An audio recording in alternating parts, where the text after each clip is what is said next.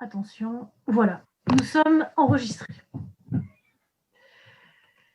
Alors, avant d'aborder la présentation de l'ouvrage proprement dit, j'aimerais laisser la parole à mes collègues, co-auteurs, pour qu'ils puissent se présenter eux-mêmes. Je me suis dit que c'était l'idéal, finalement, comme ça, ils seront bien présentés.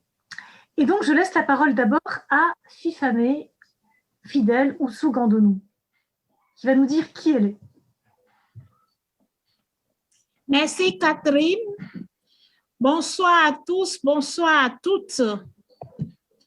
On m'appelle Fifame Fidèle Oussou Gandonou.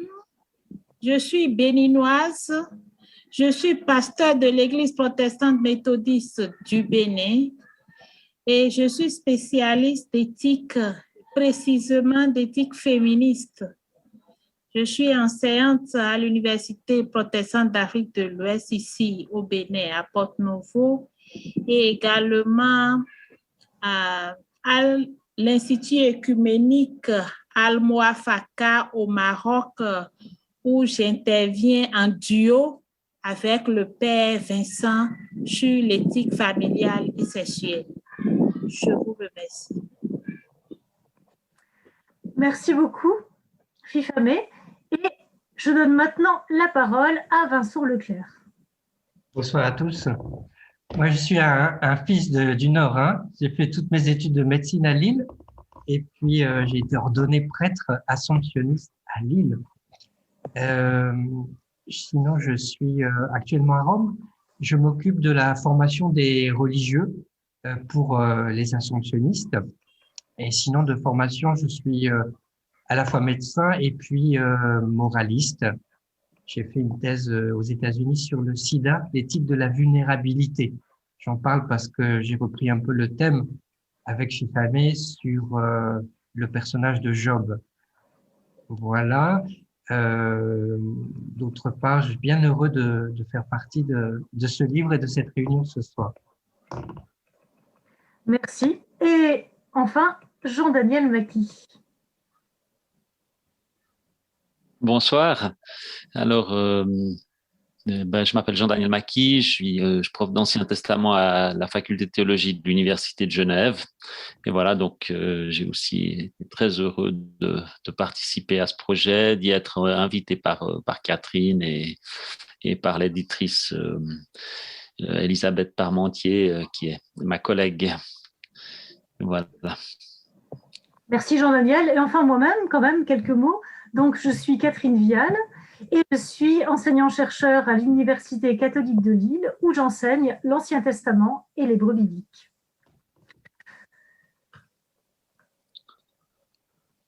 Comme vous pouvez le voir, on a un petit échantillon des co-auteurs du livre Une Bible des hommes, bien représentatif de notre diversité. Vous avez vu, nous sommes 4, mais des hommes, des femmes, une pasteur, un prêtre, des laïcs, un théologien, une théologienne, une béninoise, des Français, un Suisse, etc., etc. Donc, on voit déjà bien la diversité de tous les co-auteurs du livre Une Bible des hommes. Et ça contribue grandement à la richesse de l'ouvrage, puisque chaque article est très différent, chaque article est très différent l'un de l'autre, en fait. On a autant d'articles, je dirais, presque autant de genres littéraires dans l'ouvrage.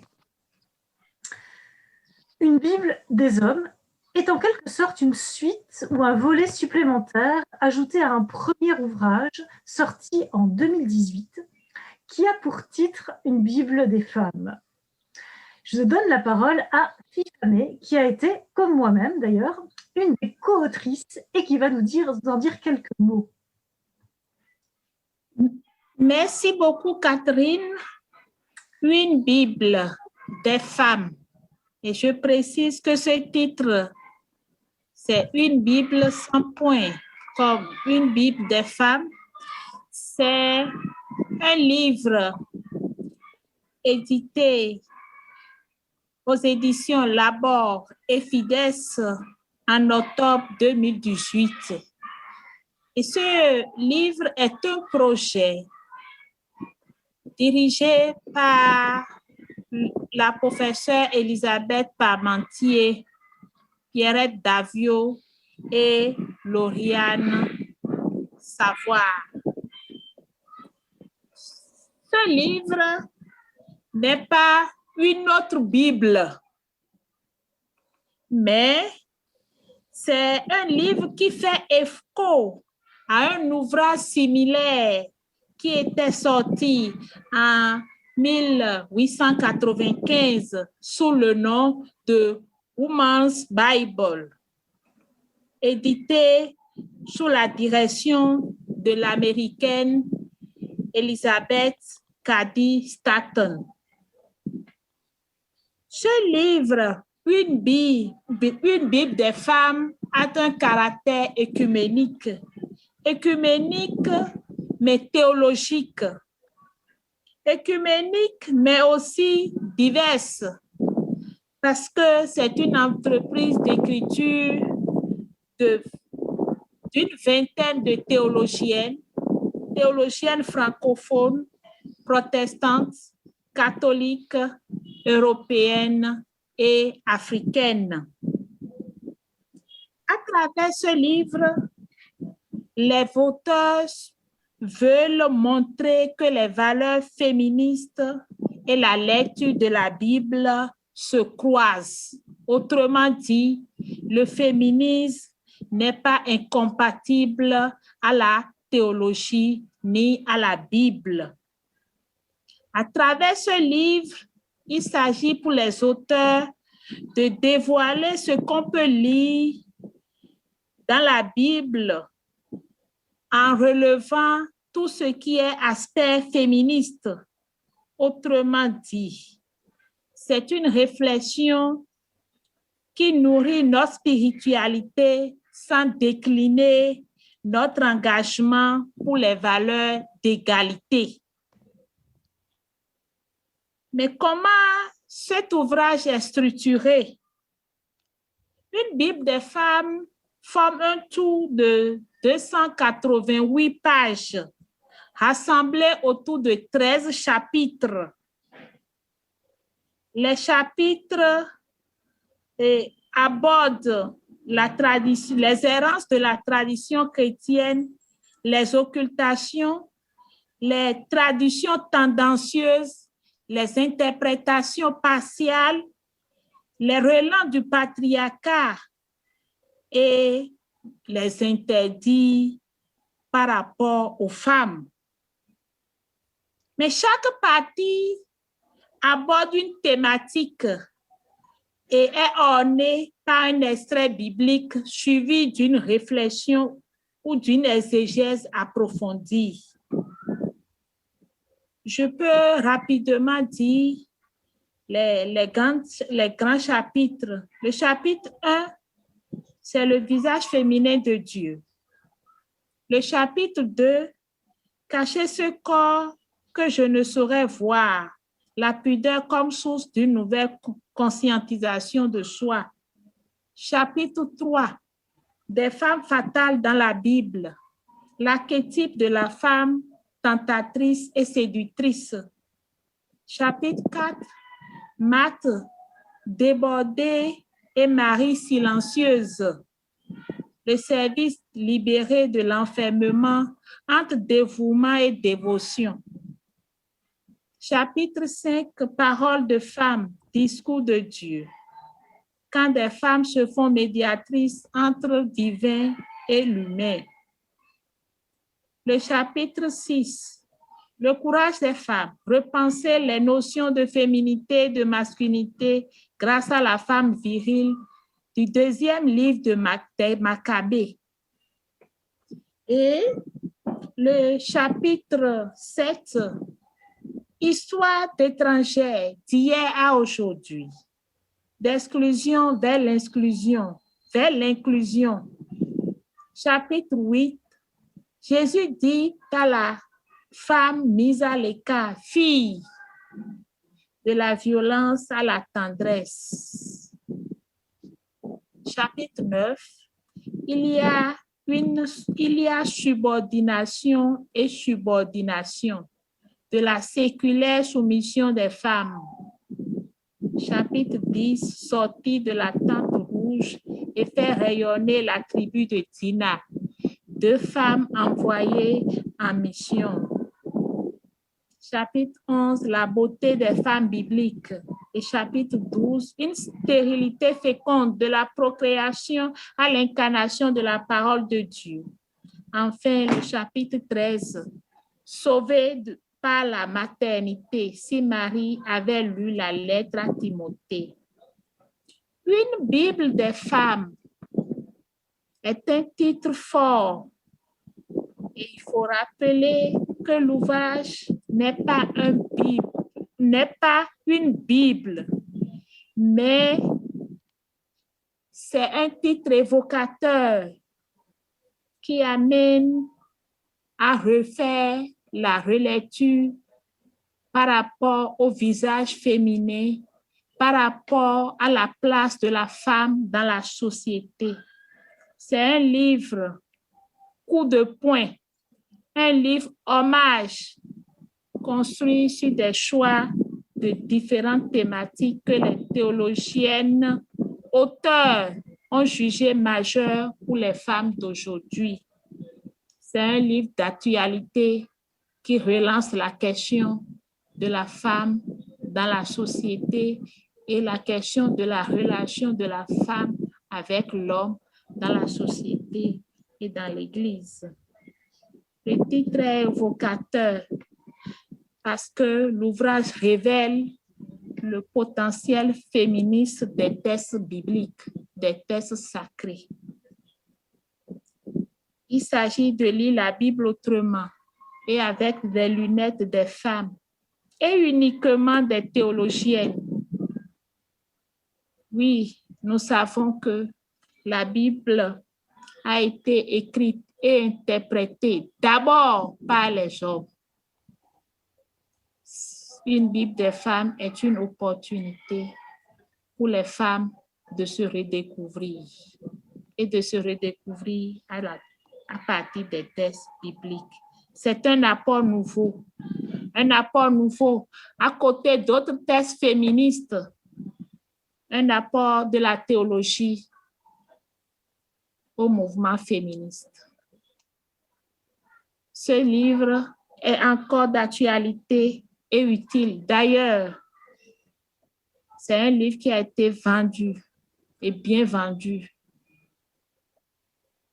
après sa parution.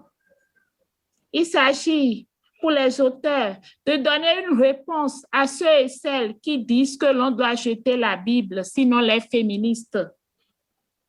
C'est justement ce que le livre veut corriger. Être féministe ne veut pas dire de jeter la Bible. Être féministe, comme le dit l'une des éditrices, Lauriane Savoie, je cite, une réflexion sur les normes, pour permettre un processus de libération. Pour elle, ce livre est une invitation pour rappeler que la théologie est et doit être un instrument pour la lutte pour le respect de l'égalité des sexes. C'est une réflexion sur les normes pour permettre un processus de libération. Fin de citation. Une Bible des femmes est un ouvrage pour déconstruire les interprétations littérales qui existent dans certains courants du christianisme et qui sont encore véhiculés. Je vous remercie. Merci beaucoup, Fifamé.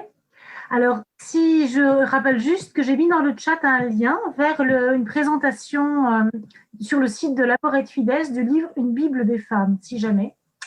De même que j'ai mis aussi le lien vers une Bible des hommes, aussi dans le chat. Alors justement, donc après une Bible des femmes, eh bien les éditeurs ont conçu le projet de s'intéresser aux masculinités dans la Bible. Et donc est né le projet Une Bible, point, des hommes. Alors je pense que mes collègues expliqueront le point. Et c'est justement, précisément, Jean-Daniel Maki et Vincent Leclerc qui vont nous présenter brièvement l'ensemble du livre. Et donc, je leur laisse la parole. Vincent, tu veux commencer ou tu veux que je commence? J'aimerais bien que tu commences sur Daniel. D'accord.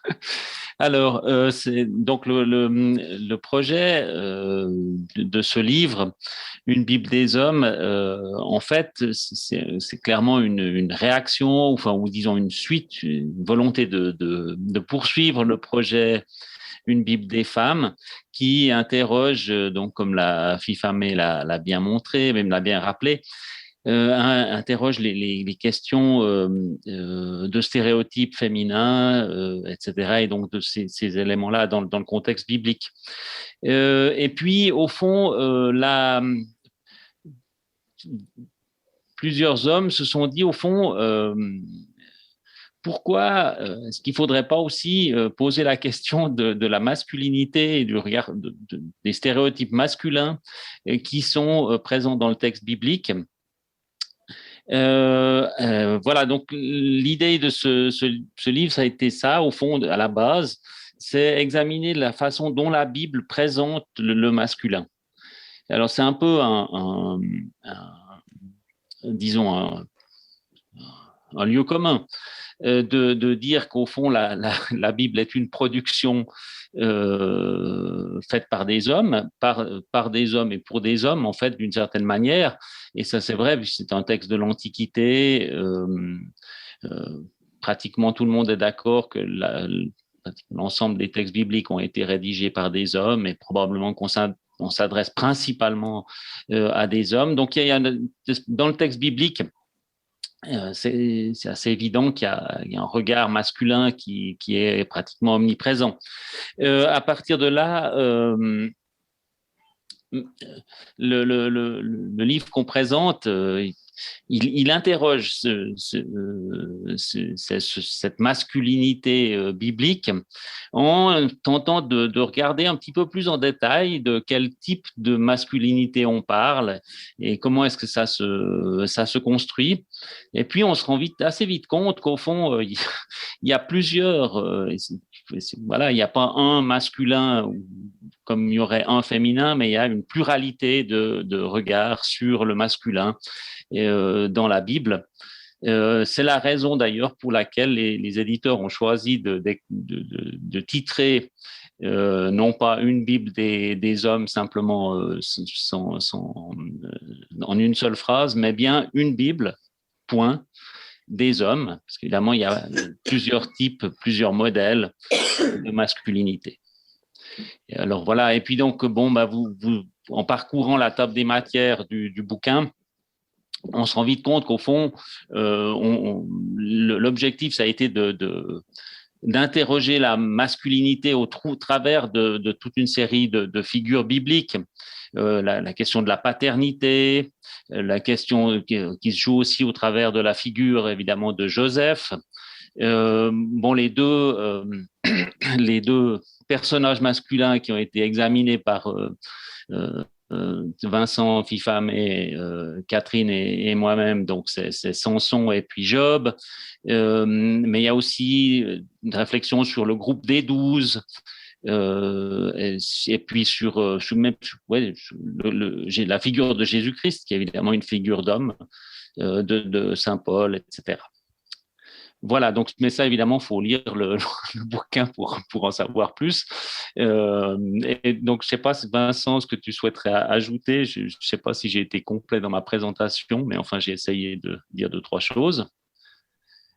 Merci. Mais oui, en fait, ce qui est très intéressant dans ce livre-là, c'est que pour quelqu'un comme moi, on peut bénéficier des recherches des exégètes, c'est-à-dire des professionnels du texte, et bénéficier aussi de leur interprétation.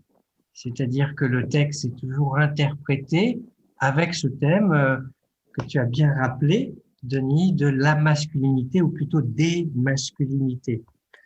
Alors, c'est fascinant parce que avec vous, par exemple, on a un voyage avec Samson, qui est une virilité assez massive et agressive, mais finalement stérile, qui n'a pas de fécondité, notamment par son incapacité de mâle, d'homme, de parler aux femmes qu'il aime et aux femmes qui peuvent aussi l'aimer à leur tour. Nous, on avait eu avec Fifamé ce personnage de Job qui est avec ce destin de devoir accepter sa fragilité comme une chance, ou plutôt même comme une grâce dans sa vie spirituelle. On a aussi Joseph, le père de Jésus, et justement cette manière d'être père sans être géniteur, acteur sans être auteur d'une fécondité qui finalement le dépasse complètement. Vous voyez que ce sont des thèmes qui peuvent nous rejoindre dans nos vies, la fécondité d'une paternité, les aléas d'une vie et de ses vulnérabilités, ses fragilités en pleine pandémie du Covid, ou alors le fait de ne pas pouvoir s'adresser aux femmes. Il y a aussi Paul qui est quand même dans la Bible assez machiste, assez masculin, qui a des propos qui choquent bien des femmes, qui se dit finalement, moi je suis l'accoucheur de la communauté. Je suis comme une mère pour cette communauté et j'ai fait ce travail de devoir, de pouvoir l'engendrer à la fois. Pour le dire autrement, dans ce livre, ce qui est fascinant, c'est qu'on évoque la famille, les liens familiaux. On évoque aussi les ministères, ou plutôt les modèles de famille et les modèles de ministère, en montrant bien que la parole de Dieu nous donne la parole sur toutes ces situations que nous vivons, au masculin ou au féminin, et que la parole de Dieu est aussi l'histoire du salut, jusqu'à aller dans son déroulé de nos vies actuelles, jusqu'à son économie, jusqu'à l'économie du salut, comme on dit en théologie. Et en remettant en cause justement cette économie, en remettant en cause par des modèles de masculinité ce que nous pouvons vivre nous-mêmes dans la masculinité. Ce livre, c'est comme un laboratoire, puisqu'il explore différents modèles de masculinité. Il les explore en les prenant dans le texte biblique et sa diversité pour les examiner. Et la conclusion, c'est que l'homme n'est pas l'homme en tant qu'essence, comme quelque chose qui est marqué, défini à jamais, mais qu'il est plutôt une existence qui s'invente, chemin faisant, dans une condition humaine, et non pas dans une essence qui serait donnée. Alors, il existe des hommes dans la Bible, et c'est important de l'avoir écrit, je crois, qui échappent au modèle qui échappent au modèle du patriarcat, qui échappent à un modèle de domination. Et nous avons essayé de le montrer. Et collectivement, je pense que nous y sommes parvenus. Et que ces hommes qui échappent à des modèles prédéfinis, à des standards ou même des stéréotypes, nous interrogent sur notre propre manière de vivre la masculinité aujourd'hui, les modèles de la masculinité. Que ce soit en famille, et certains chapitres sont sur ce registre-là, que ce soit au travail, que ce soit en société, et bien sûr dans nos communautés chrétiennes et en Église. Donc ce livre est vraiment un espace de liberté. Les éditeurs ne nous ont donné aucune consigne, sauf de travailler à partir du texte. Mais vraiment, nous avions toute liberté pour nous exprimer sur la masculinité, avec cette richesse d'être un homme, une femme, un catholique, un protestant. Pour ma part, la grande joie d'être avec quelqu'un du Sud, alors que je suis du Nord. Je m'en expliquerai tout à l'heure. Et je crois que c'est une richesse de croiser nos regards aujourd'hui, de laisser la norme du texte nous guider dans le contexte d'interprétation, mais de voir que finalement les modèles de masculinité dans la Bible nous libèrent d'une conception trop étroite, trop fixée de la manière d'être un homme aujourd'hui. Parce qu'il me semble en tant qu'homme que quand on ne répond pas à certains modèles, certains hommes sont en souffrance de ne pas répondre à leur modèle type, celui qu'on leur vend, alors que dans la Bible, il y a bien plus de liberté pour être un homme, pour être des hommes, et pour être des hommes avec des femmes dans un rapport qui est celui d'une confiance mutuelle et d'une complémentarité, et pas forcément celui d'une domination ou d'une compétition. Je pense peut-être juste ajouter, mais c'est vrai que moi, ce que j'ai trouvé fascinant dans ce projet, c'est, bon, on le sait, et Vincent, tu l'as rappelé, aujourd'hui, on considère qu'il y a une crise de la masculinité d'une certaine manière, et c'est relativement évident. Mais je trouve l'intérêt de ce travail, de ce projet, c'est aussi de renouveler la relation entre les genres et de réfléchir sur ces questions de genre qui sont, à mon avis, absolument, qui peuvent être tout à fait féconds aujourd'hui. Et puis, je trouvais l'ambition de travailler toujours avec un regard féminin, un regard masculin sur ce sujet. Au fond, ça nous a beaucoup aidé, je trouve, à élaborer quelque chose qui, je crois, est assez intéressant de ce point de vue-là. Merci. Et alors, je vois, en regardant la liste des participants, que Sébastien Daune, qui était aussi auteur, qui lui est au Québec, est parmi nous. Alors, je ne sais pas s'il nous écoute pour le moment, parce que s'il nous écoute, je voudrais juste lui demander de nous faire un petit coucou et de voir s'il veut rajouter quelque chose éventuellement sur le projet du livre. Alors, Sébastien. J'ai vu qu'il est en tout cas passé, mais voilà. Il est peut-être reparti. Peut-être. Bon. Ben, c'est pas grave, ça sera éventuellement pour tout à l'heure si je vois qu'il est présent.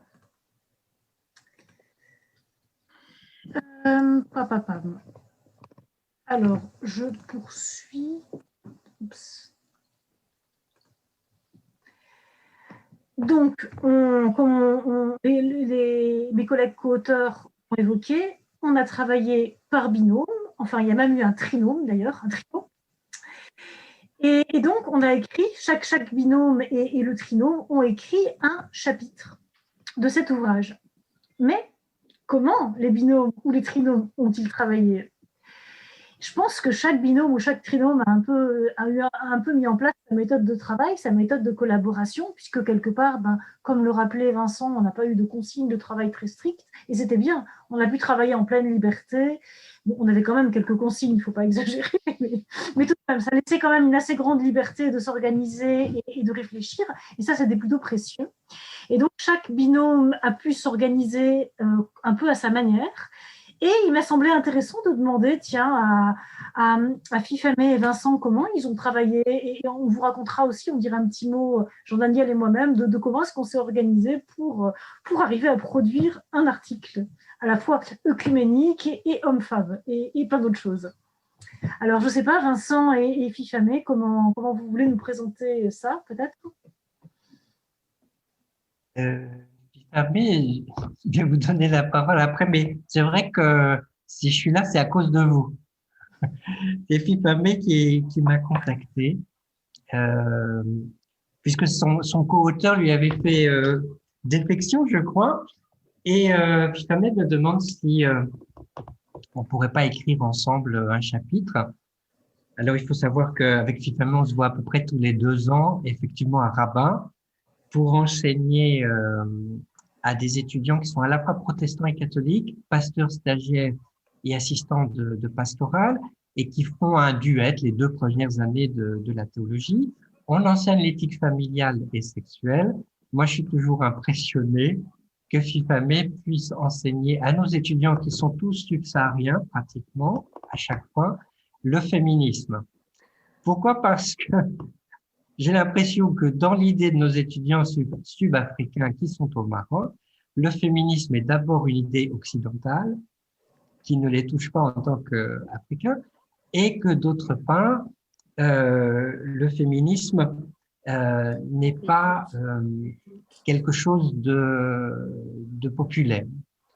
Et j'ai beaucoup d'admiration pour FIFAME qui explique que le féminisme, c'est une pratique en Afrique et qu'elle n'est pas enfermée dans le monde universitaire comme elle ne l'est plus dans le monde occidental. Et donc, quand FIFAME me demande quelque chose, j'ai plutôt l'impression qu'il faut dire oui et que c'est toujours un plaisir de travailler avec FIFAME tant ce qu'elle fait sur le terrain est important. Alors, j'ai proposé un titre et FIFAME m'a fait la confiance de l'accepter. Ce titre, il est encore dans le livre, La vulnérabilité de Job, paradigme d'une nouvelle virilité.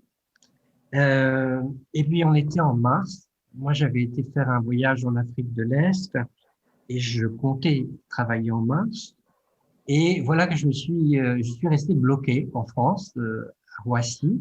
J'ai pas pu revenir dans ma communauté et j'ai été 1 mois en France. Et là, j'ai réalisé ma propre vulnérabilité.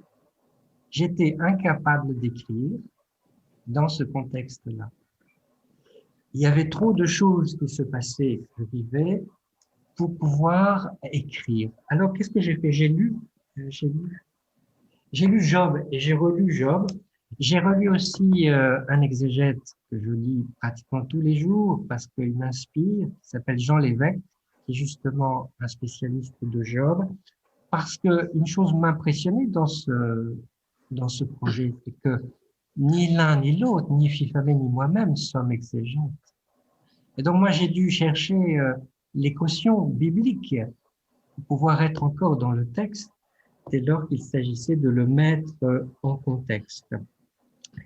Et c'est alors que nous nous sommes mis à écrire sur le personnage de Job et sur sa vulnérabilité.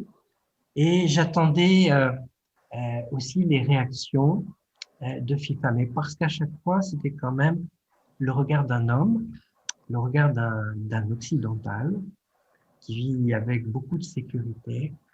Et c'était aussi probablement une vision du couple et de la famille qui était celle d'un prêtre catholique célibataire qui n'a pas de vie de famille. Et donc, au-delà de notre lecture du texte, il y avait aussi le contexte.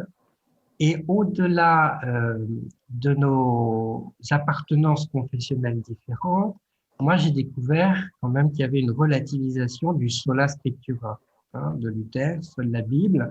En fait, c'est prima scriptura pour FIFAME, je crois, c'est-à-dire la Bible en premier, mais pas sans une contextualisation, pas sans un retour du texte et même une interprétation qui reflue sur nos contextes. C'est ça qui m'a intéressé pour travailler en binôme avec FIFAME. FIFAME, je vous laisse expliquer et commenter votre propre écriture avec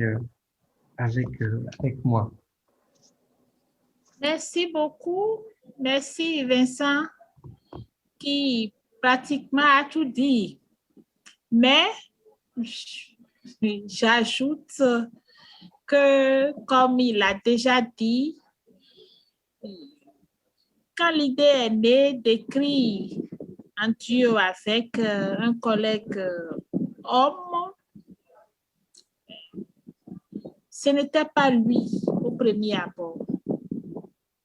Et ma collègue Joanne Sancho, avec qui j'avais fait la première expérience dans une Bible des femmes, m'avait proposé un autre collègue pour que nous puissions écrire sur l'écoféminisme. Malheureusement, autour de novembre 2019, il m'écrivait pour me dire qu'il n'avait plus le temps de pouvoir travailler sur ce projet.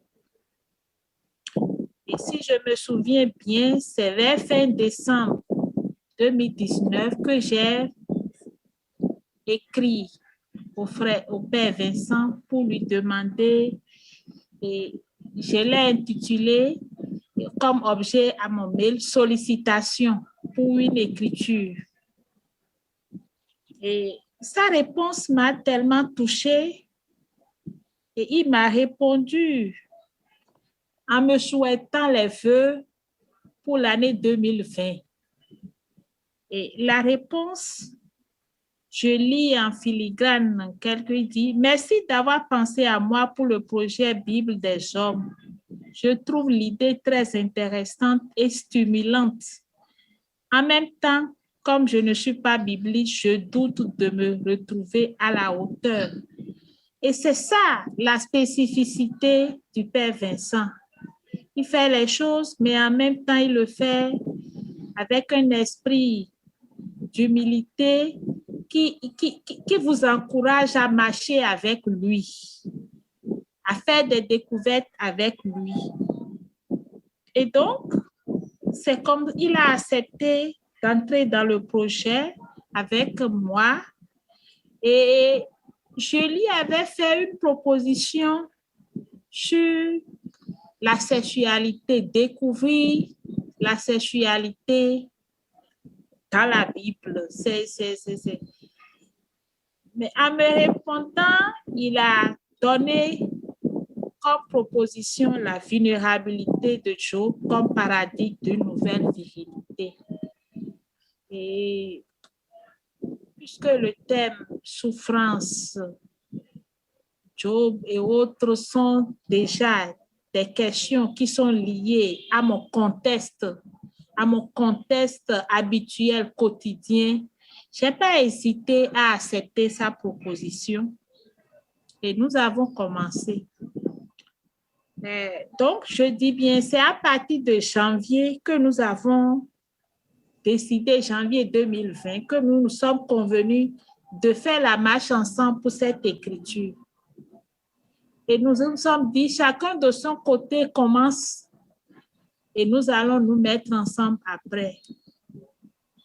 De janvier jusqu'en mai, je pense bien, comme il a expliqué, chacune de son côté a fait ses recherches de part et d'autre et il a bien noté. Et moi, je m'étais attachée au test et au contexte pour voir à quoi la vulnérabilité à travers le test de Job et dans le contexte, comment cela se vit.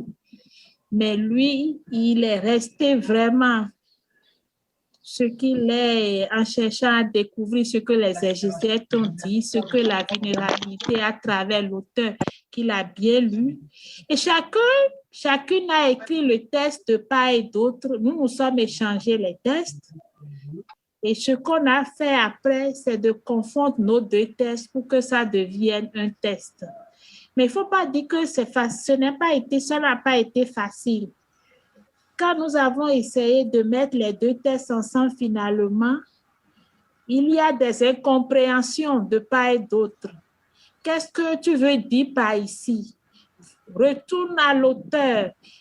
Par exemple, tu as cité à cet endroit tel auteur, mais tu as oublié de dire la citation comme cela.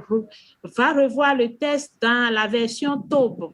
Et donc, ces incompréhensions nous ont aidés à parfaire le test avant l'envoi à l'éditeur. Mais il faut dire que le grand travail de l'envoi, parce que moi, j'avais des difficultés à accéder à Google Docs.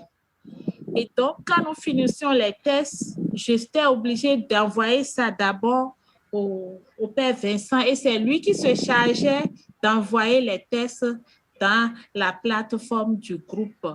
Et parfois, mon retard le pénalise de temps en temps compte tenu des contextes qui sont les miens. Et il a la patience et la tolérance de me rappeler, de me relancer. Elisabeth Parmentier aussi a joué vraiment un grand rôle dans cette affaire d'écriture. Et je veux dire merci à la patience, à l'esprit d'ouverture et de collaboration qui est né. Je dis, c'est une marche qui montre encore que nous pouvons, notre diversité est une force. Nos différences constituent une force. Et nous ne pouvons que faire la découverte à travers la patience, à travers l'humilité et la tolérance, l'esprit d'ouverture. Je vous remercie. Merci. Alors moi, j'ai une question quand même que je me pose. Enfin, mais je pense que la réponse est assez évidente, mais enfin tout de même, vous avez travaillé par Zoom alors ou bien par écrit ou je me posais pratiquement en fait. Pour cette fois-ci, pas de Zoom, pas de WhatsApp. On a fait le travail que par email. Pour cette fois-ci, et on a travaillé rien que par email. Pas de téléphone, pas de WhatsApp, pas de Zoom. D'accord. Ah ben voilà. Ça a marché comme ça alors. Et alors, on devait se voir en novembre parce qu'on avait un cours commun à Rabat. Et malheureusement, on l'a fait par Zoom aussi. Mais on aurait pu bénéficier d'une collaboration réelle en présentiel si on avait été s'il avait été possible de faire cours à Rabat, comme j'allais dire comme usuellement. D'accord. Merci. Alors, avec Jean Daniel, nous, on a travaillé sur le livre de Samson, sur l'histoire de Samson, puisqu'on a rédigé le chapitre intitulé Samson ou la virilité tragique. Alors, au moment où j'ai eu vent du projet et de la manière de procéder, j'ai réfléchi à un partenaire masculin, du coup, dans le monde protestant, puisque je suis catholique. Et j'ai pensé assez vite à Jean Daniel, parce qu'on se connaît quand même de longue date, parce qu'on ne l'a pas dit dans la présentation, mais Jean Daniel et moi, on est tous les deux spécialistes du livre d'Esther. Ah, super. Il n'y a quand même pas beaucoup de spécialistes du livre d'Esther dans le monde francophone. Vous voyez, donc, du coup, on s'est quand même assez souvent retrouvés autour du livre d'Esther en différents lieux, sur KTO, entre autres, etc. Donc, on a eu l'occasion quand même quelquefois de travailler ensemble. Et donc, je me suis dit qu'il serait peut-être bien la personne qui serait adéquate s'il acceptait pour ce travail-là. Alors, on a des approches assez différentes quand même, puisque... alors moi, je travaille plutôt en approche narrative. Jean-Daniel travaille plutôt en approche historico-critique. Donc, c'est deux approches bibliques différentes, deux méthodes différentes.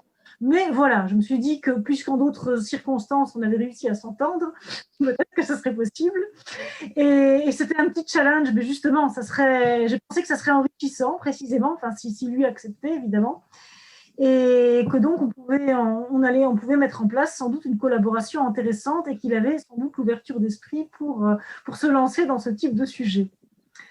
Alors, donc, ça, c'était le choix de Jean Daniel, après qu'il expliquera, lui, à son tour, pourquoi il a accepté. Et alors, une fois l'équipe constituée, il a fallu choisir le sujet. Et ça nous a demandé quelques réflexions quand même. Et alors, on avait pensé notamment à David. On a quand même balayé pas mal de choses. Enfin, je ne me rappelle plus de tout. Peut-être que Jean Daniel se rappelle mieux que moi. Moi, je me rappelle quand j'avais en tête quand même David. Ça m'avait aussi intéressé. Puis alors, on s'est dit, c'est peut-être un peu trop vaste. Même si il y aurait des choses à dire. Je me dis entre parenthèses que tiens, un petit mot pour les Laboris Fides, on pourrait faire une Bible des hommes, tome 2, à mon avis.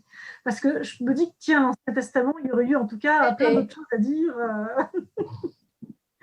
Je me dis que pour ce qui concerne l'Ancien Testament, il y aurait eu plein d'autres choses à dire qui n'ont pas été dites, parce que voilà, dans un seul volume, il y a des limites. Mais enfin, donc, on a pensé à pas mal de sujets. Et puis finalement, donc, on a pensé au livre des juges, et dans le livre des juges, on a aussi évoqué pas mal de figures intéressantes, justement, aussi. On s'est dit Jephthé, Abimélec, Gédéon. Et puis pour finir, voilà, on s'est arrêté à la figure de Samson comme modèle de virilité tragique. Donc, en fait, Samson, c'est un peu tout ce qu'il ne faut pas faire, en gros. C'est un peu l'anti-héros, mais l'anti-super-héros, parce qu'il a du super-héros, et puis en même temps, tout rate. Oui, alors déjà pour ce qui est du choix, je laisse la parole peut-être à Jean-Daniel pour pouvoir compléter et donner son point de vue aussi par rapport à tout ça. Oui, oui, merci. Bon, tu as déjà dit beaucoup de choses.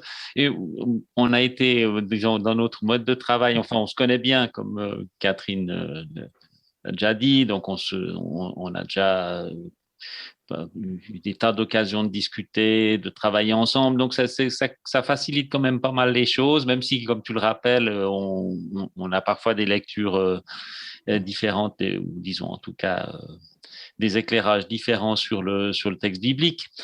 Oui, c'est vrai que la première question qui s'est posée à nous, c'est au fond sur quel sujet on va travailler, parce que, bon, évidemment, on est les deux spécialistes du livre d'Esther, donc on aurait pu prendre Haman ou bien Mardochée comme figure de la masculinité. Il y aurait d'ailleurs aussi des choses à faire, mais au bout d'un moment, enfin, moi personnellement, je commence à en avoir marre un peu du livre d'Esther, donc je trouve que c'était pas mal d'aller voir ailleurs. Euh, Par contre, moi, j'ai accepté avec grand plaisir de travailler là-dessus, sur ce sujet, parce qu'au fond, la question du côté parfois tragique de la condition d'homme, enfin de mâle d'une certaine manière, est quand même un sujet qui revient souvent dans le texte biblique. Parce que c'est vrai, tu as rappelé, on a réfléchi à prendre la figure de David. Parce que là aussi, c'est quand même un sujet j'avais déjà regardé ça, c'est que c'est quand même assez intéressant parce que David, dans sa relation avec Bethsabée, comme ça que chacun sait, il a quand même une masculinité un peu difficile. Et puis au fond, cette masculinité problématique, elle génère des conséquences assez massives. Déjà pour David. Donc, puisque lui, finalement, il perd ses enfants. Enfin, bon, bref, donc il y a toute une série de problématiques. Donc, c'est des sujets que je trouve assez centraux. Et puis, je crois que c'est un peu la caricature de penser que la Bible a comme ça un point de vue masculin bête et méchant, parce que précisément, il y a plein de figures masculines qui illustrent des drames, des côtés tragiques. Donc oui, quand on a regardé ça, on s'est dit, bon, Samson, évidemment, le choix de Samson est intéressant parce que c'est probablement le personnage le plus viril de la Bible, disons, enfin au sens viril, dans le sens un peu, ça c'est une sorte de surhomme, hein, comme tu le rappelais. Donc voilà. Après, on a travaillé ensemble. Alors bon, comment est-ce qu'on a fait? Ça, c'est pas toujours facile parce qu'on a choisi le sujet. Ok, alors le cycle de Samson, ça fait quand même 4 chapitres. Hein, c'est Juge 13 à 16. Et donc, il y aurait beaucoup de choses à dire. On a dû procéder un petit peu à de l'écrémage parce que, bon, vous remarquerez quand vous lirez notre article que on n'a pas abordé ou pas directement ou très indirectement la question de l'épisode finalement le plus célèbre du cycle de Samson, hein, Samson et Dalila. Mais donc ça, on l'a écarté. Donc on a été à regarder d'autres aspects du cycle. Donc on a commencé on a fait l'un et l'autre une espèce de lecture comme ça un peu de tout le cycle. Et puis on s'est vu, je me souviens, on a passé une demi-journée. Alors ça, c'est la magie de Zoom parce qu'évidemment, on était tous coincés par le Covid. Et puis on a eu finalement l'occasion de passer une demi-journée ensemble sans avoir à se déplacer. Donc, c'était finalement bien, d'une certaine manière, assez pratique. Et puis, on a échangé sur ce texte, ce qui nous frappait pour toi, Catherine, pour moi. Puis, on voit que, bon, voilà, il y avait des aspects du cycle qui disons, t'intéressaient plus, d'autres, c'était plutôt moi. Donc, en effet, on s'est un peu partagé le travail et puis après, on s'est envoyé les textes. Et puis, on a à chaque fois réagi l'un et l'autre à nos propres textes. Donc, il y a eu comme ça 2 ou 3 va-et-vient. Et puis, je crois que ces va-et-vient ont bien enrichi notre travail. Enfin, on apprend au fond en travaillant ensemble. Et puis, ça permettait aussi d'avoir chaque fois un peu ce regard un peu décalé, à la fois pour des questions de méthodologie, mais aussi pour des questions de genre. Hein. Je crois vraiment il y a quelque chose d'assez riche dans cet échange, ce travail en commun. Les deux, en tout cas, moi, j'ai beaucoup, beaucoup apprécié ça. Voilà. Oui, tout à fait. Ben, moi aussi. Je trouvais que c'était vraiment un apprentissage et quelque chose de très stimulant de pouvoir échanger, d'avoir l'avis de l'autre sur son texte, etc. Enfin, ces allers-retours, ces discussions. Oui, j'ai aussi trouvé que l'expérience était bien enrichissante. Alors, Oui, oui, pardon. oui, Catherine, est-ce que vous avez connu quelques écueils, quelques difficultés à rendre le test? Oui.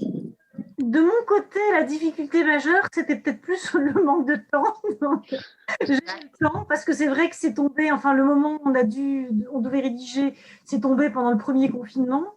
Et le premier confinement, il a fallu s'organiser. Hein. C'était vraiment quelque chose de tout à fait inconnu. Ça nous est tombé un peu dessus. Enfin, en tout cas, en Europe, en Belgique où j'habite, pouf, comme une espèce de boulet là, qui vous tombe dessus. Et tout était fermé. Nous, on avait les enfants en permanence à la maison, etc. Plus d'accès à la bibliothèque. Enfin, c'était un peu compliqué. Et du coup, il y a eu toute une période où on avait du mal à s'organiser. Enfin, j'avais du mal en tout cas à m'organiser. Et j'ai pris pas mal de retard dans les travaux. Et je dirais que pour moi, le challenge le plus conséquent, étant donné la période, c'était vraiment un peu gérer le temps et la famille et l'accès difficile à la bibliothèque et les étudiants avec qui on n'était plus en contact ou difficilement en contact. Enfin, c'était une période un peu spéciale. Et du coup, voilà, on a réussi à respecter les délais, mais enfin, c'était parfois un peu acrobatique. Mais je dirais qu'en même temps, paradoxalement, pour moi, c'était intéressant et important peut-être de pouvoir de temps en temps me sortir du Covid et m'occuper de Samson. J'ai aussi trouvé que c'était assez salutaire en même temps. Je me disais de temps en temps, pour aller en faire un peu autre chose que de s'occuper des étudiants en perdition, de ceci, de cela. Et puis, on fait quelque chose qui pourrait sembler futile quand on est en pleine crise sanitaire, mais qui en même temps est important, puisqu'on commande quand même la Bible, c'est pas n'importe quel texte non plus. Et voilà, je trouvais que c'était aussi pour moi un moment important, quelque part. D'accord, merci. Et Daniel, de son côté? Oui, moi, je dois dire que voilà. Non, c'est vrai que cette crise du Covid, c'est bizarre parce on parle de travail en commun sur un sujet absolument fascinant, etc. Mais au fond, c'est vrai que cette période, elle a été très, très compliquée oui, voilà, pratiquement, il y avait des aspects pratiques qui compliquent beaucoup les choses. Les cours sont beaucoup plus compliqués à donner, donc on a moins de temps. Et puis tout ça, ça fait. Et puis voilà, l'inquiétude quand même assez massive qui, en tout cas dans les premiers temps de cette crise pandémique, était présent. Donc ça, c'est vrai que ça n'a pas aidé. Mais bon, cela dit, moi j'ai trouvé nos échanges assez riche et puis pas si compliqué que ça, disons. Voilà, on a écrit un article, on était un peu à la bourre, mais ça, c'est finalement c'est rare que ça se passe autrement, disons, on va dire. Mais non, moi j'ai trouvé que le travail, c'est finalement bien passé. Et puis, puis c'était vraiment l'occasion pour nous, Catherine et moi, de vraiment discuter de manière très, très, parce qu'évidemment, on co-signe l'article, donc on n'est jamais, voilà, on a quand même envie d'endosser aussi en partie la section du texte qui a été rédigé par l'autre. Donc, c'est vrai qu'on a eu des échanges parfois, disons, intéressants, vifs, et je crois que voilà, c'était très riche. Alors maintenant, j'aimerais bien juste, avant de passer aux échanges avec les participants, qu'on ait la possibilité peut-être chacun de dire un petit mot sur le contenu de son chapitre. Alors ça peut être très bref, hein, mais voilà, pour présenter un tout petit peu, dire quelque chose de son chapitre ou dire un petit passage. Enfin, je ne sais pas ce que vous avez prévu, donc l'équipe Job peut-être, est-ce que vous aimeriez dire quelque chose sur votre chapitre? Moi, je vais lire 2 passages du chapitre et je vous en expliquerai après les enjeux pour les 2 éthiciens que nous sommes. La souffrance, c'est page 80. La souffrance n'est pas le signe du péché. À force de confondre finitude et culpabilité, les conflits internes se multiplient et les non-dits viennent à envenimer les relations humaines. Lorsque des limites personnelles sont perçues comme une faute morale, le père, le mari, un enfant sont perçus comme juges, même s'ils ne s'expriment pas. Le risque majeur est alors de ne penser qu'à ses incapacités, de ne pas se sentir à la hauteur et finalement de se briser dans son identité personnelle.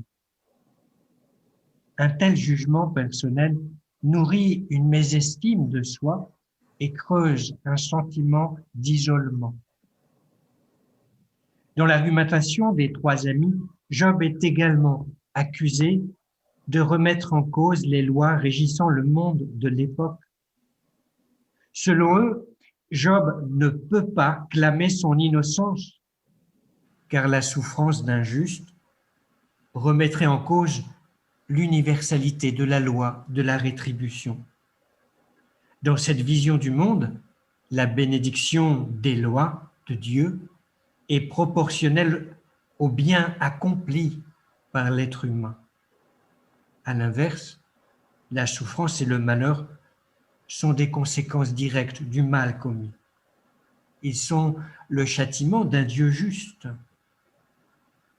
En remettant en cause ce déroulement logique, Job est soupçonné de vouloir prendre la place de Dieu.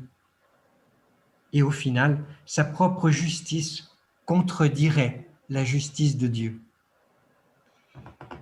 Job va avoir la virilité et le courage de ne pas céder par rapport à des logiques universelles qui ont prétention d'enfermer la singularité de son histoire et de donner une explication bien trop facile à sa vulnérabilité.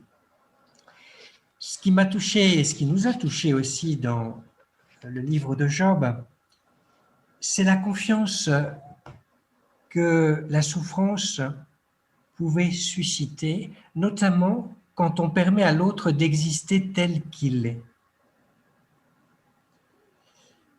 Et c'est bien l'enjeu du dialogue entre Job et son épouse, sa femme. Un dialogue qui est très dur, mais qui est aussi marqué d'une grande liberté, très moderne, où chacun peut exister tel qu'il est devant l'autre et traverser ce qui doit être traversé, en faisant le pari que l'épreuve et la mort font aussi grandir l'amour et la confiance. De la même manière, dans l'amour et la confiance mutuelle, un couple puise sa force d'exister. Ceci est possible lorsque l'un peut être devant l'autre réellement ce qu'il est et le rester jusque dans sa fragilité, sans hypocrisie et sans faux fuyant. Le plus beau cadeau que l'on puisse faire au conjoint est de le laisser exister devant soi tel qu'il est ou tel qu'elle est, jusque dans sa faiblesse ou sa fatigue. L'art d'aimer est de rejoindre l'autre dans sa joie ou sa souffrance, en lui permettant tout simplement d'exister devant soi avec ce qu'il ressent, sans condescendance, et sans que celui qui souffre ait encore besoin de consoler l'autre en lui cachant tout ou partie de sa propre peine. Donc vous l'avez compris, c'est un chapitre qui travaille sur la question de la vulnérabilité, et en pleine pandémie du Covid, elle est aussi très actuelle, qui aborde le dialogue dans le couple, nos réactions face à la souffrance et à la fatalité, où il faudrait pouvoir laisser l'autre exister dans ce qu'il est. C'est aussi s'interroger sur les propos de la femme dans la souffrance de l'homme, les propos de la femme de Job, de cette liberté du propos. C'est un chapitre qui, avec la figure de Job, nous dit finalement que la masculinité n'est pas seulement une question de relation homme-femme, mais aussi le résultat du fonctionnement de toute une société, voire du regard des croyants, capables jusqu'à instrumentaliser leur propre foi pour éviter le questionnement du réel dans ce qu'il est, souffrance et fragilité comprises. Il y a aussi, dans la voie que Job choisit, le refus d'une vérité soi-disant universelle, celle de la rétribution de Dieu. Dieu ne donne que ce que l'on mérite, de bien ou de mauvais. Ce refus d'une loi soi-disant universelle qui passe sous silence notre singularité, qui passe sous silence la singularité du destin personnel, la fatalité que chacun et chacune est finalement dans sa vie le seul à devoir assumer et à devoir assumer courageusement au singulier, parfois contre l'établissement institutionnel et ou religieux. Et Job le fait dans sa confiance au Seigneur. Plus que l'itinéraire d'un homme qui fait face à la souffrance, c'est l'itinéraire d'un homme qui questionne son Dieu dans la souffrance et qui ne retire pas sa confiance au Seigneur. Plus que la mort, c'est la séparation d'avec Dieu qui lui serait insupportable. Alors, le fait que la Bible pose, avec ce livre de Job, en plein milieu de l'Ancien Testament, ce dilemme d'un homme dans sa foi au Dieu créateur et sauveur, c'est une raison pour penser que finalement, aux yeux du rédacteur biblique, de ce rédacteur génial du livre de Job, dans sa couche la plus tardive, aux yeux de ce rédacteur biblique, le plus fort, c'est finalement celui qui ose se reconnaître vulnérable. Le plus fort, c'est celui qui se reconnaît vulnérable. Et il nous a semblé, à Fifame et à moi-même, qu'il y avait là une perspective assez libérante pour les hommes et pour les couples d'aujourd'hui. Je mets les couples avec un point d'interrogation. C'est justement ce genre de questions, moi, qui m'intéresse d'entendre de la part de Fifame. Comment va-t-elle lire cela? Est-ce que c'est vraiment comme cela que le couple fonctionne et que notamment une femme africaine réagit quand elle voit que ce mari sur lequel elle avait investi sa stabilité, sa solidité, n'est pas aussi solide qu'il le faut? J'ai vu quelques couples, notamment à Kinshasa, quand j'étais missionnaire là-bas, où la domination des hommes devient tout à fait insupportable quand c'est plus l'homme qui vient donner l'argent au foyer, quand l'homme est au chômage. Parce que la maman, elle va toujours se débrouiller pour aller vendre au marché. Mais que se passe-t-il pour le couple quand finalement l'homme n'est plus l'assise et le fondement du foyer financièrement, que c'est la femme qui prend y compris ce rôle-là? Il est peut-être plus difficile d'admettre la fragilité temporaire ou permanente de son mari dans des contextes où la fragilité est une réalité et non pas simplement quelque chose de passager. Voilà, sur ce livre de Job, c'était vraiment le pari d'une lecture existentielle sur l'homme, sa fragilité, sur le couple aujourd'hui, la manière dont on se parle, faisant le pari que la Bible a quelque chose de très moderne à nous dire, de l'ordre de la confiance, qui peut aider les hommes à se libérer de cette fragilité dont ils sont bien conscients aujourd'hui, mais dont ils ne savent pas encore quoi faire, dont ils ne savent pas toujours quoi faire. Merci Vincent. Je ne sais pas si Fifame, vous vouliez ajouter quelque chose peut-être ou... Oui, juste dire que cette relecture et écriture duo de ce livre de Job nous amène à revisiter la vulnérabilité et la souffrance dans nos contextes. Et c'est un texte qui nous rejoint dans notre aujourd'hui, surtout dans ce contexte de COVID-19. Moi, en plus de tout ce que le père Vincent a déjà dit, que j'assume, il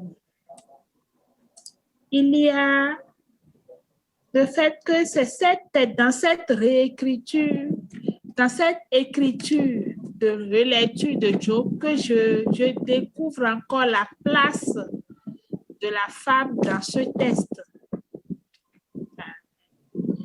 Et que je redécouvre encore la question de l'art d'aimer l'autre dans le couple. Et comme je peux le dire, étant en couple depuis plus de 20 ans, je dis que ce texte m'a parlé. Ce n'est pas seulement une écriture que nous faisons de manière théologique, intellectuelle, mais ça me rejoint dans mon quotidien. Et je note fortement cette phrase qui se situe à la page 87. L'art d'aimer est de rejoindre l'autre dans sa joie ou sa souffrance, en lui permettant tout simplement d'exister devant soi. Bon, je laisse tout le reste. Ce n'est pas facile, mais c'est avec la découverte, c'est quand nous sommes nus devant Dieu, comme Job a fini par le faire, que nous pouvons entrer dans cette dynamique d'aimer. Je vous remercie. Merci. Et ben pour ma part, et puis après je laisserai Jean-Daniel, mais j'avais envie juste de lire l'entrée en matière du chapitre sur Samson, pour un guise d'apéritif, pour donner envie au lecteur éventuellement d'aller plus loin. Alors, je suis à la page 53, et l'article commence comme ça. Samson peut être vu comme l'archétype extrême de l'homme viril. Guerrier chevelu et puissant, il est capable d'affronter seul une armée, donc déjà mieux que Rambo, hein, quasiment, et de tuer un lion à main nue. Face aux autres hommes, il est rusé. Il pose des énigmes difficiles et se montre habile quand il s'agit de se venger. À côté de cela, son rapport aux femmes est difficile. Il en aime plusieurs, mais chaque fois ses relations tournent court. Il se fait manipuler et se comporte de manière naïve vis-à-vis d'elle. Au total, sa vie peut être vue comme un échec, malgré tous les dons dont il est pourvu au départ. Il meurt sans descendance, enchaîné dans le temple de Dagon, qu'il fait s'effondrer sur les Philistins. Mobilisé tout au long de sa vie par des vengeances personnelles, il ne délivre en rien Israël de l'oppression de ses ennemis. Ce chapitre examine 2 épisodes du cycle de Samson dans le but d'interroger la représentation du masculin et de ses relations complexes au féminin qui y sont décrites.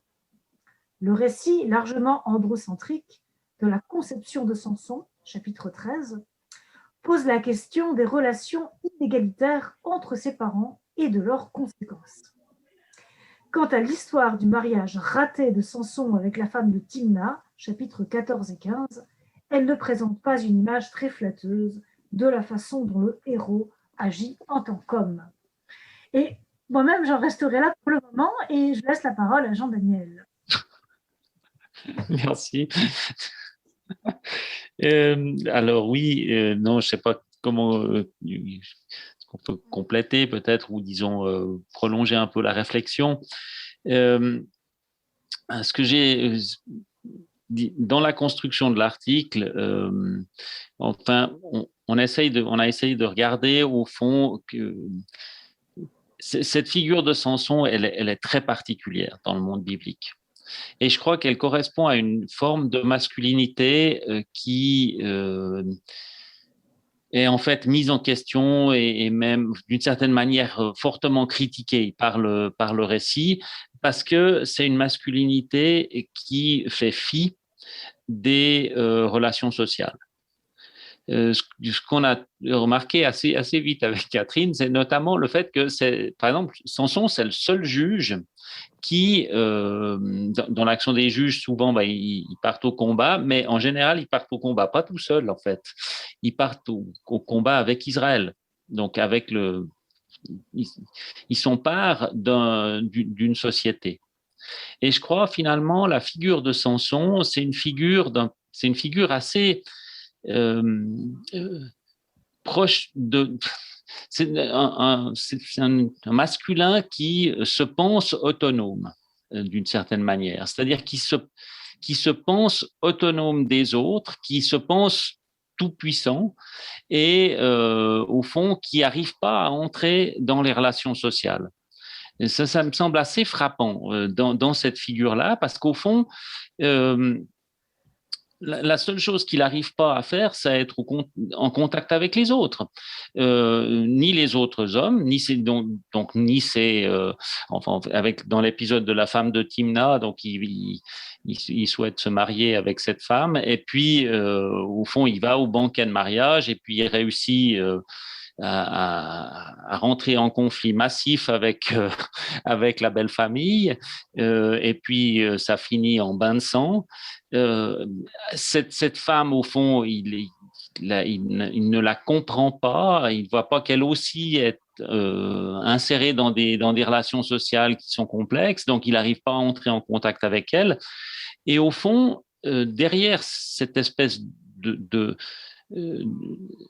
mâle dans toute sa puissance virile, au fond, on voit seulement un enfant qui est incapable d'arriver au statut d'adulte avec ses contraintes, mais avec son réseau de relations sociales. Donc, au fond, c'est un masculin qui se pense seul. Et donc là, je pense dans le texte, c'est vraiment très, très critique.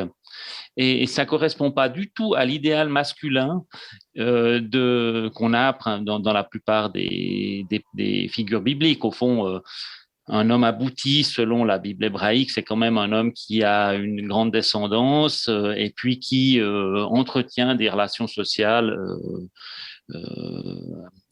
harmonieuses, disons, avec le groupe dans lequel il est. Et là, on est face à une figure qui est une figure d'homme seul, en un certain sens. Et puis, alors, comme le passage l'introduit bien, au fond, ça finit vraiment systématiquement en drame. Mais c'est un drame. J'ai vu quelqu'un dans le chat a dit, mais au fond, est-ce que tous les destins sont pas tragiques? Et c'est vrai que beaucoup des destins humains décrits dans la Bible sont des destins qui ont un caractère tragique. Ce qui est intéressant dans le cycle de Samson, c'est que c'est à cause, d'une certaine manière, d'une façon d'être un homme ou de se penser masculin qu'il y a au fond ce drame qui apparaît. C'est assez similaire à ce qu'on a avec David et Bethsabée. C'est au fond parce qu'il agit d'une certaine manière par sa masculinité qui provoque le drame. Donc ça, je trouvais, c'est vraiment une espèce de crise des relations sociales. Et alors évidemment, crise des relations sociales avec les autres hommes, mais évidemment aussi massivement avec les femmes. L'épisode évidemment avec Dalila est aussi assez caractéristique. Voilà, donc je crois que c'était ce que j'avais l'intention de vous raconter. Oui, il y a quand même une chose qui moi, m'a embêté d'un point de vue théologique, c'est parfois le regard des rédacteurs de l'œuvre, c'est-à-dire au fond le regard. Oui, on a quand même dans le cycle de Samson un ou deux exemples où on nous dit, au fond, sa force, sa colère et sa violence, elle est générée par Dieu. Donc, c'est le souffle de Yahvé qui entre sur lui et puis hop là, il va massacrer les Philistins, etc. Et moi, je dois dire que c'est quelque chose, alors s'il y a vraiment quelque chose qui me gêne dans le récit biblique, ici, c'est ce regard finalement presque positif sur cette violence masculine, qui est pas prêt, disons, il y a visiblement une espèce de regard différent à l'intérieur du texte parce qu'on a l'impression que le fil du récit global pose un regard assez critique sur justement cette façon d'être un homme violent, incapable d'entrer en contact, qui systématiquement règle ses conflits dans le sang et dans un rapport de domination massif. Et donc, tout le récit semble porter un regard finalement assez négatif là-dessus. Et puis, de temps en temps, on a cette espèce de petit...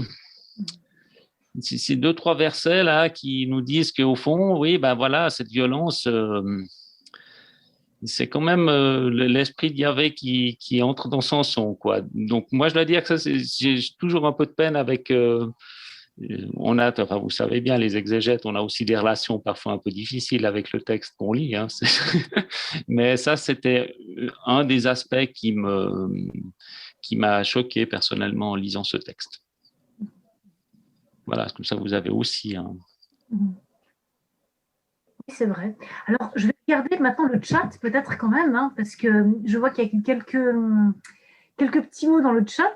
Alors, bon, d'abord, quand même, je vais transmettre que donc, Madame Christelle Fermagnan dit bonjour d'Éthiopie. Alors, je trouve que c'est quand même pas banal. Donc, on est même écouté d'Éthiopie. Donc, alors, pour le moment, sinon, je vois qu'on vous a remis, Camille Fco vous a remis le lien aussi vers une Bible des hommes, vers le livre, et une Bible des femmes, parce qu'apparemment, certains ne trouvaient pas le lien. Alors, je descends et j'ai une question du Canada cette fois-ci. Au Canada, depuis 3 ans et demi, alors c'est quelqu'un qui de la paroisse Saint-Thomas. Au Canada, depuis 3 ans et demi, j'apprécie le langage inclusif qui utilise le mot homme uniquement pour les mâles et non dans la généralité qui englobe la féminité. Je serais heureuse que les traductions francophones n'utilisent plus le mot homme pour la généralité. Il me semble qu'il y a des mots différents dans le grec pour homme, mâle et humain. Alors oui, effectivement. Alors en grec, de fait, on a aner andros pour l'homme mâle et on a anthropos pour l'humain. Effectivement, hein, donc on a des mots différents. En hébreu, on a aussi ça, hein, puisqu'on a ish pour l'homme mâle et on a Adam pour l'humain, de fait. Mais malheureusement, en français, on n'a pas ça. Si, on peut dire humain. Et c'est vrai, mais c'est vrai que dans le langage, je dirais, le plus courant, on a plus tendance à employer homme pour humain. Mais effectivement, c'est vrai que, alors je ne sais pas ce qu'en pensent mes co-auteurs, mais personnellement, moi j'essaye dans mes cours et dans mes écrits de plus en plus de privilégier humain quand je parle des humains précisément et de mettre homme quand il s'agit d'un homme masculin. Mais ce n'est pas toujours facile et parfois c'est vrai que ça fait un peu bizarre. D'un côté, je me dis que c'est à force d'employer qu'on contribue à faire changer les choses, quoi. Parce que effectivement, le fait qu'on ait le même mot en français pour dire l'homme masculin et toute l'humanité, c'est pas complètement anodin, de fait. Et donc, de plus en plus, j'essaye de privilégier personnellement, en tout cas, dans ces cas-là. Ouais.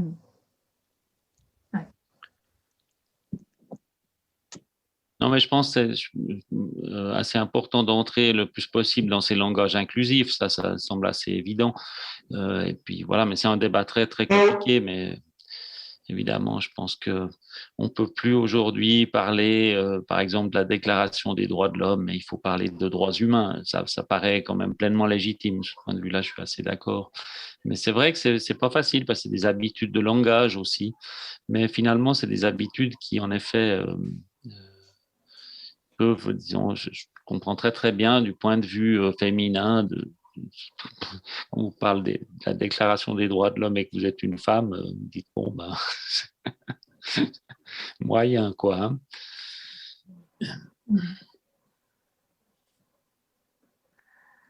Alors, une autre remarque, mais bon, Jean-Daniel en a déjà un petit peu parlé, mais peut-être que d'autres veulent dire quelque chose dessus. Les hommes dans la Bible n'ont-ils pas tous ou presque un destin tragique? Donc, je ne sais pas si quelqu'un veut ajouter quelque chose, parce que Jean-Daniel a déjà commenté cette question à propos de Samson. Je pense qu'en effet, Samson a un destin tragique, c'est indéniable. Maintenant, voilà, Oui, Vincent? Oui, bah, je pense que la vie est tragique. La vie est quelque chose de tragique. Ça ne veut pas dire automatiquement malheureux ou qui se termine mal. Moi, j'ai été très impressionné sur le chapitre des 12 apôtres. C'est finalement à la faveur de la résurrection qu'ils sont capables de réinterroger leur propre identité et de savoir qui ils sont. Avant la résurrection, ils sont toujours en train de se demander qui ils sont et comment ils le sont. Et après la résurrection, les choses sont beaucoup plus claires et bien situées. Je vous laisse découvrir le chapitre. De même que Paul, est-ce que son destin est tragique? Oui, il l'est d'une certaine manière. Il commence tragiquement, il se termine tragiquement, et en même temps, il a cette fécondité spirituelle et missionnaire qui va jusqu'à pouvoir dire que sa vie est féconde, qu'il a été finalement la mère de plusieurs communautés.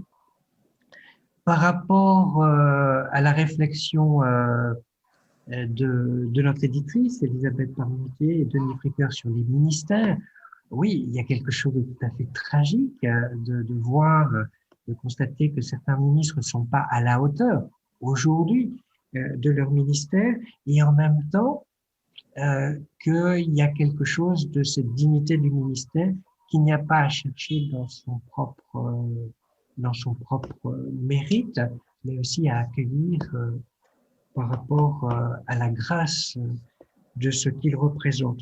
Donc, il y a quelque chose de dramatique ou de tragique dans la vie humaine qui est remis bibliquement dans une histoire de salut et d'espérance. Et je pense que c'est ça, le tragique de la croix, au sens où c'est quelque chose qui nous permet de vivre quelque chose de beaucoup plus riche que si notre vie était sans ce relief, sans la grâce de la sexualité, cette compétition, cette violence qui peut exister entre les hommes et les femmes, cette neutralité qu'on n'arrive pas à trouver, y compris dans le langage.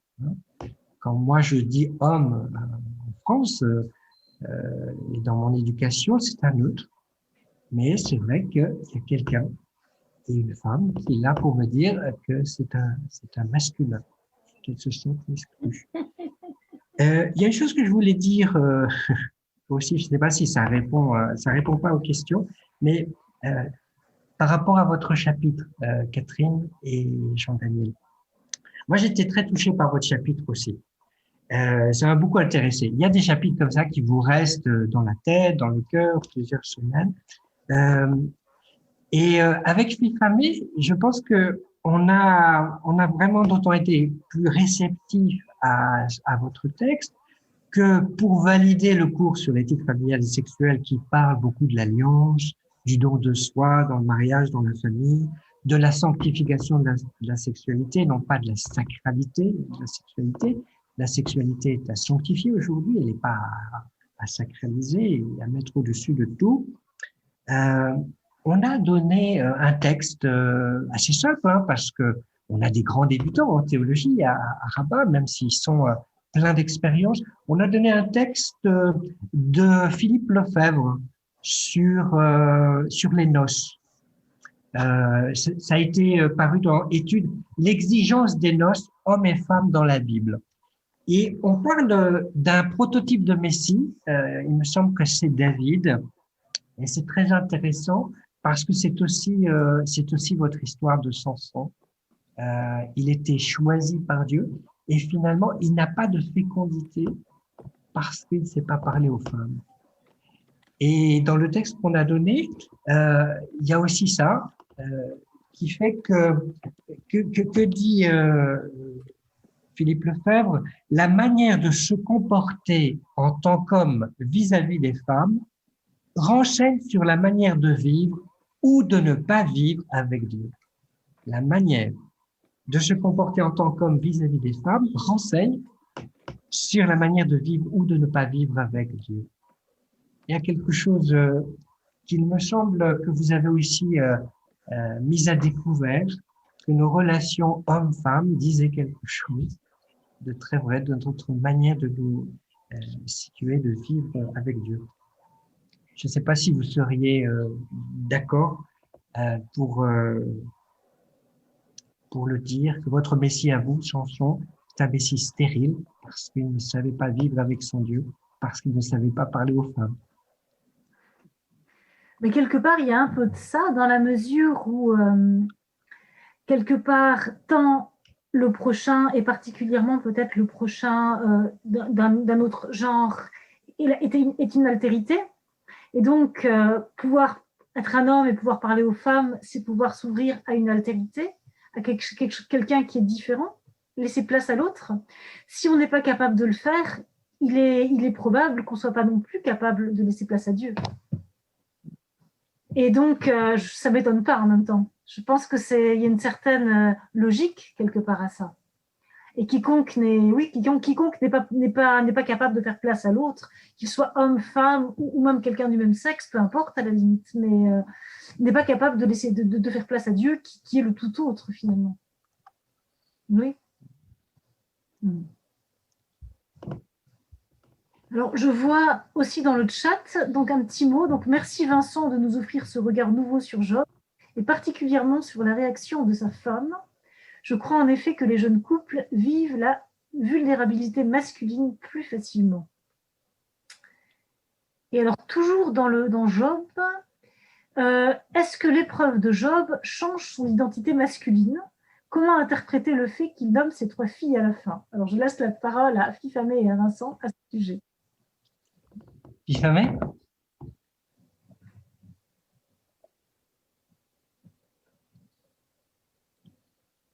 Vous avez entendu la question? Est-ce que l'épreuve de Job a changé son identité masculine? Oui. Comment interpréter le fait que c'est lui qui nomme ses 3 filles à la fin?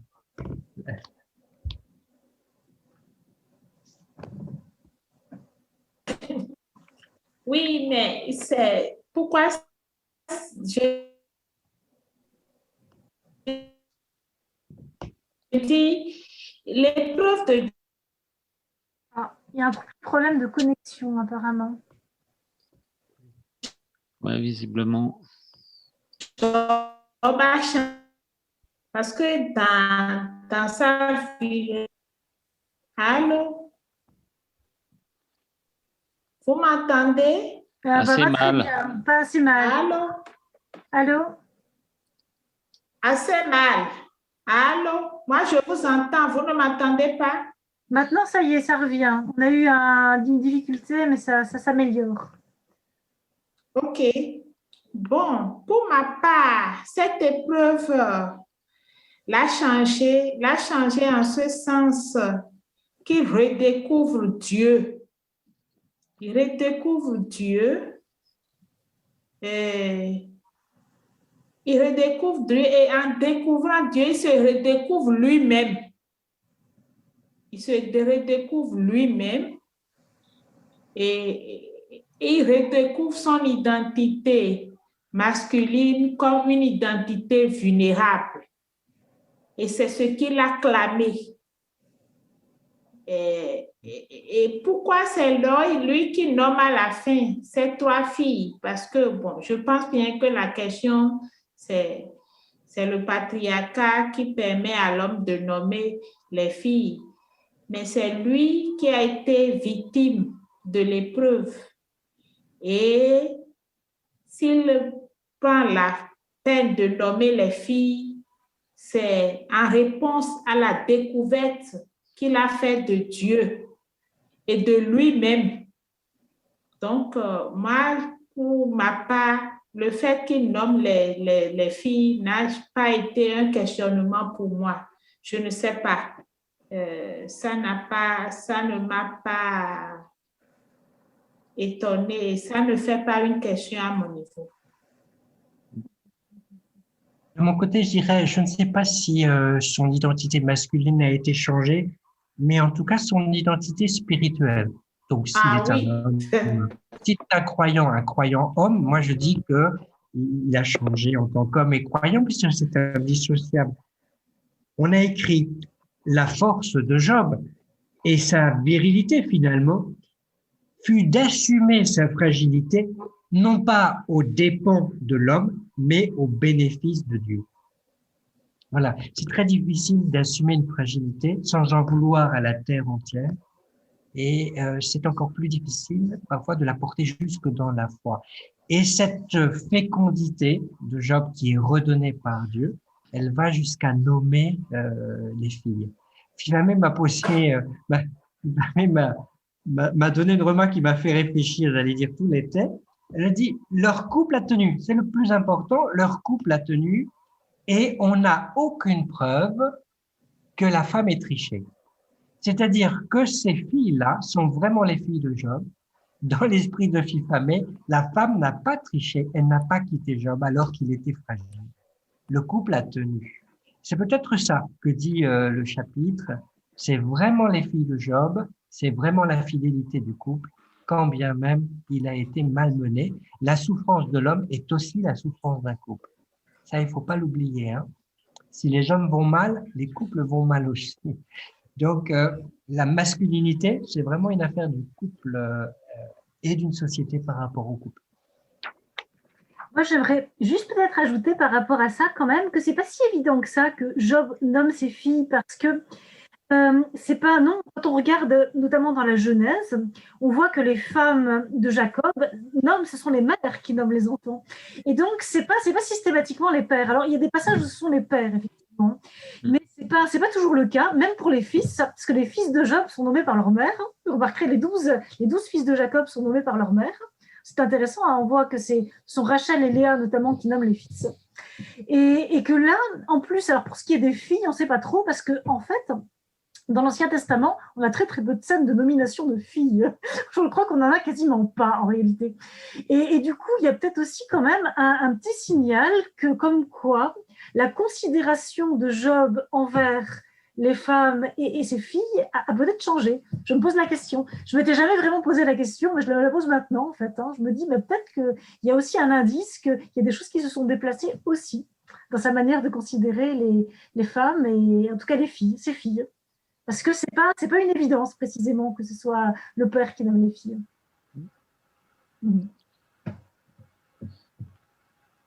Après, je pense qu'il y a aussi dans le livre de Job, c'est vraiment une question aussi d'humanité au sens propre, disons au sens fort du terme, parce que cette réflexion de Job sur, au fond, la condition humaine, évidemment, c'est un homme qui porte le discours, mais au fond, il se confronte à Dieu, il se confronte à ses espoirs ou sa volonté de tout comprendre. Et puis, au fond, donc, il y a une dimension complètement universelle dans cette figure de Job. Et puis, c'est vrai que je trouvais la remarque assez intéressante de se poser la question du rapport avec sa femme. Et au fond, d'une certaine manière, l'aventure de Job au travers de toute cette immense poésie, ce discours, enfin cette discussion avec ses amis, cette discussion avec Dieu, au fond, il porte probablement la voix de toute l'humanité. Donc pas seulement une voix masculine, je trouve. C'est d'une force, c'est un livre qui est d'une telle force, ce livre de Job, c'est incroyable, c'est vraiment impressionnant. Alors, question pour Madame Bielugon et Monsieur Maquis. Alors, comment avez-vous pu combiner une approche historico-critique et une approche narrative? Est-ce qu'une écriture à plusieurs mains peut complexifier la ligne directrice de l'œuvre d'une certaine manière? Je ne sais pas, Jean-Daniel, tu veux répondre? Oui, moi Moi, j'ai aucun problème avec ça, en fait, parce que je pense que les approches en exégèse se complètent, en fait. C'est-à-dire qu'on pose des questions différentes au texte, et puis ça ne fait qu'enrichir la problématique, au fond. Moi, je trouve qu'aussi les approches synchroniques jouent un rôle extrêmement important pour comprendre la façon dont le texte fonctionne, comme il est construit, comme il est élaboré. Après, la réflexion sur la production des textes, sur le contexte historique dans lequel ils ont été produits, enrichit aussi la façon dont le regard qu'on porte sur les textes. Je dois dire que pour moi, les méthodes ne sont pas opposées, elles sont complémentaires. Et oui, c'est vrai, Catherine, toi, tu es plus spécialiste dans les questions d'approche narrative, mais en même temps, tu fais pas fi non plus des approches historiques. Et puis, moi, je dirais la même chose. Je fais aussi un peu de la narratologie à mes heures, en étant moins pointu, assurément, mais je trouve que c'est vraiment complémentaire. La Bible, c'est une sorte de terrain qui a été tellement riche et qu'on essaye d'aborder de manière très différente. Et je crois qu'il n'y a pas il faut pas comprendre les méthodes comme étant opposées les unes aux autres. Au fond, elles sont plutôt complémentaires. En tout cas, moi, c'est comme ça que je le comprends. Je ne sais pas si tu partagerais cette idée, mais... Si, tout à fait. Et d'ailleurs, après, en tant que chercheur, on ne peut pas nécessairement aborder toutes les méthodes avec la même finesse, mais en même temps, dans mes cours, dans mon enseignement, je pratique une double approche, narrative et historique, parce qu'il est bien sûr essentiel de resituer les textes dans leur contexte et de ne pas faire fi de leur histoire. Ça, pour moi, c'est une évidence aussi, quand même.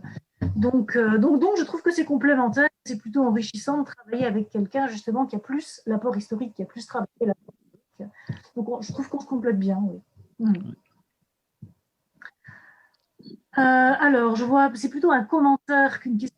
Dans l'histoire quelqu'un relève que dans l'histoire de David et Bethsabée dont vous parlez, Bethsabée n'a aucune possibilité de dire non à celui qui est roi.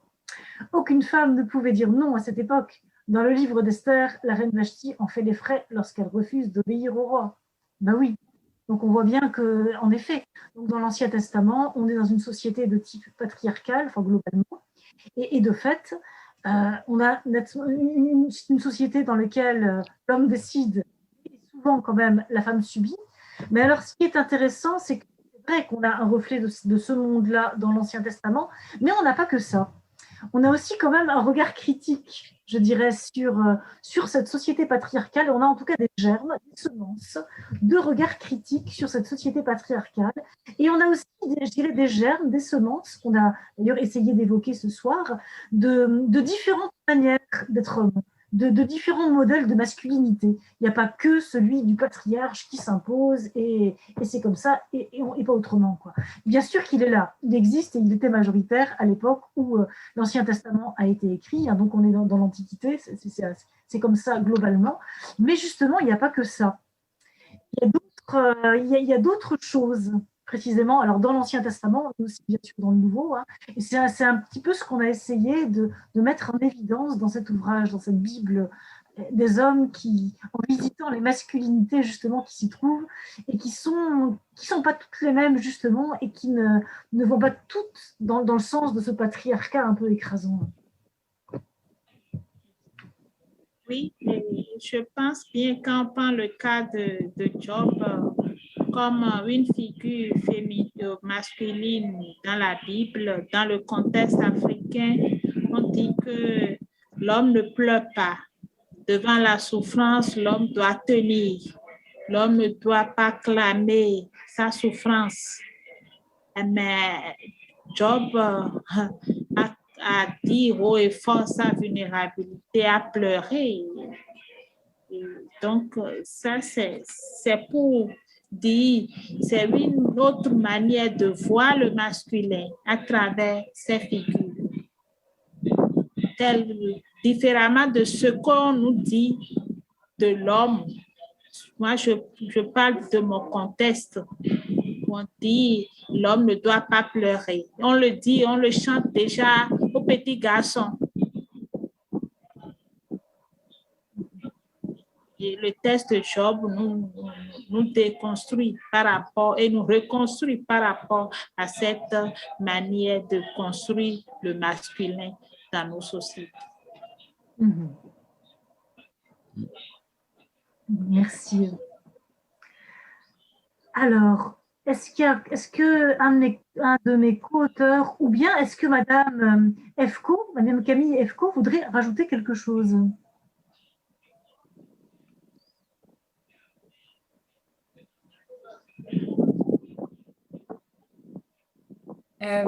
Moi, j'ai rien à ajouter. Je pense que la discussion a été vraiment très intéressante. Je pense que vous avez tous réussi à bien montrer les enjeux autour du livre et autour de vos articles. J'ai trouvé aussi les questions très intéressantes.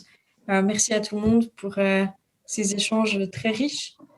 Donc, de mon côté, si personne n'a de questions pour moi, je n'ai rien à ajouter. Ben, merci beaucoup en tout cas d'avoir été là et merci de nous avoir aidés dans la promotion de ce livre. Eh bien, on va terminer cette soirée. Je voudrais remercier mes co-auteurs donc, pour le rapport. Ah pardon, Vincent, vous vouliez dire quelque chose? Oui, je voulais juste dire à Camille que ici, le livre, l'objet qu'on a reçu, hein, et j'en ai acheté quelques exemplaires pour le partager, il est très bien reçu parce que il y a toujours une grande clarté chez la Fides de la typographie. C'est très agréable à lire. Moi, quand j'avais lu les épreuves sur PDF, je me dis, mon Dieu, qu'est-ce que ça va être comme livre? J'imaginais un gros machin, assez indigeste. Et en fait, c'est un livre très confortable, avec une très, très belle typographie, quelque chose de très clair. Il y a aucune faute dans le livre. Il a été magnifiquement relu. C'est vraiment un bel objet. Merci. C'est ma collègue Muriel qui s'occupe de ça, donc il n'est pas là ce soir, mais la fabrication, c'est elle, donc je lui transmettrai. Et nous, au Bénin, je ne l'ai pas encore lu, donc je continue de lire nos tests envoyés, mais je sais que c'est en cours. Oui. Mon paquet est en cours, Camille. Oui, tout à fait. Il va arriver effectivement pour l'Afrique de l'Ouest. Ça prend un peu plus de temps, mais c'est en chemin. D'accord. Merci beaucoup. Merci à vous. Bien, merci à tous. Et je vous souhaite une bonne fin de soirée et peut-être à bientôt pour les uns et les autres. Merci à toi, Catherine, de l'organisation remarquable. À bientôt. Merci, Catherine. Merci. Merci. À bientôt.